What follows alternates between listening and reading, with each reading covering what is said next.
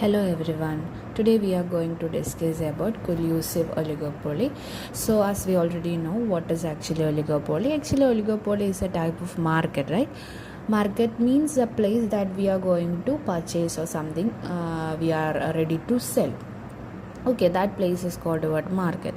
So from that market we learn several types of markets. So this oligopoly is an important type of market structures. Under that particular market we learn one of the important concept. So that is actually collusive oligopoly. You can see here collusive oligopoly. Before we are learn about collusive oligopoly, so you must learn about what is an oligopoly. Okay, an oligopoly means what?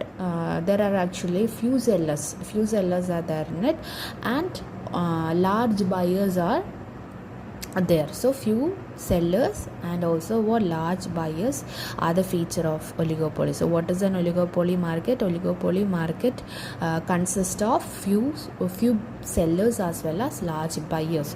So from that particular definition itself we are going to discuss about what is an collusive oligopoly. So collusive means a kind of what?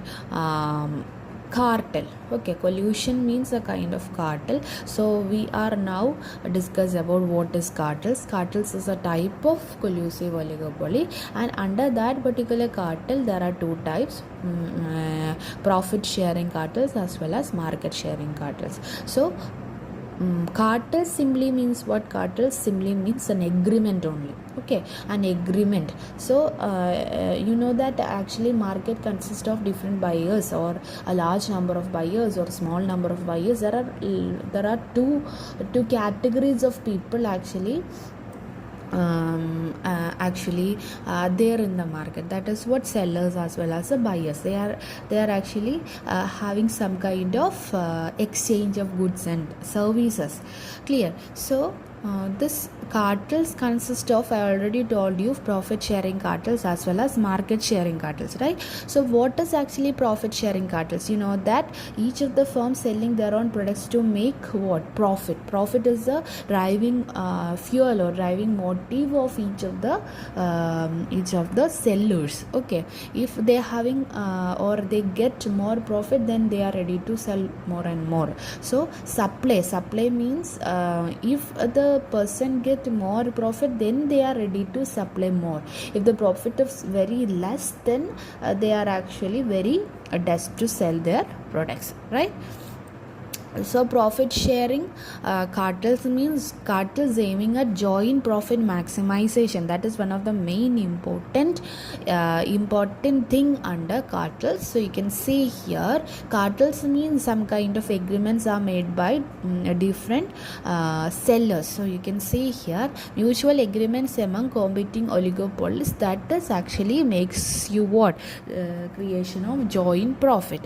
Okay, what is the aim of this cartel? So reducing uncertainty arising from their mutual interdependence. Actually there are only few sellers in the market. They having a mutual interdependence. Through that interdependence they actually reduce the uncertainty situations arised in the market. Okay, so for that one, for making some kind of mutual dependence, they make a central agency. Central agency means a controlling agency of that few firms. Only we can say or 10 or 15 firms are there. They selling their own products. But the main feature of these firms, actually they selling more or less similar product, but the thing is that differentiated one, that is not at all similar, but it is more or less similar, but it is differentiated. So differentiation is the main important factor under oligopoly, and that is going to be discussed in the portion of Kingsley demand curve. That is a separate portion. Okay, we will discuss that one in later classes. So what is the role of the central agency? Central agency determines the price and output of the of each member so as to achieve the maximum profit. You can see there central agency determines price and output of each member so as to achieve maximum profit. How they can achieve maximum profit? They can achieve maximum profit by fixing the price and output by the central agency. That makes the firms more interdependence. That interdependence helps them to help them to neglect or eliminate the uncertainty situations from the market. Also, you can see here the graphs of firms and industry. Actually, what is the main difference between firm and industry? Firm means a single unit and industry means a collection of different firms. Okay, a group of firms is called what? Industry. So you can see here a marginal cost and average cost curves are here for firm 1 and firm 2, and industry there is actually what the marginal revenue as well as average revenue of the firms.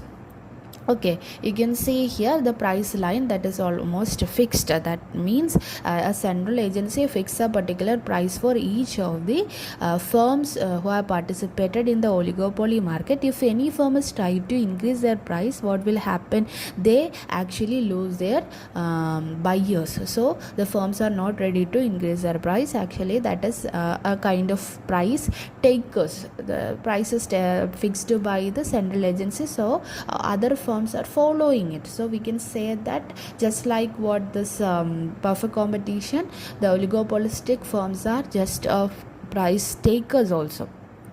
Okay, so and here is also what we called what the quantity that the firms are ready to supply, that is Q1 Q2, and Q is a industrial supply, and how much this firm 1 and firm 2 is ready to supply, that is gives you the industry's supply. Okay, that is a that is actually what this graphs try to explain. So is that clear? I hope you clear this topic, and market sharing, cartels, and price leadership is explained the next upcoming videos. So stay tuned, and if you have any doubts, you can post that in the comment box. Okay, thank you. We can see in the next class. Good luck all of you.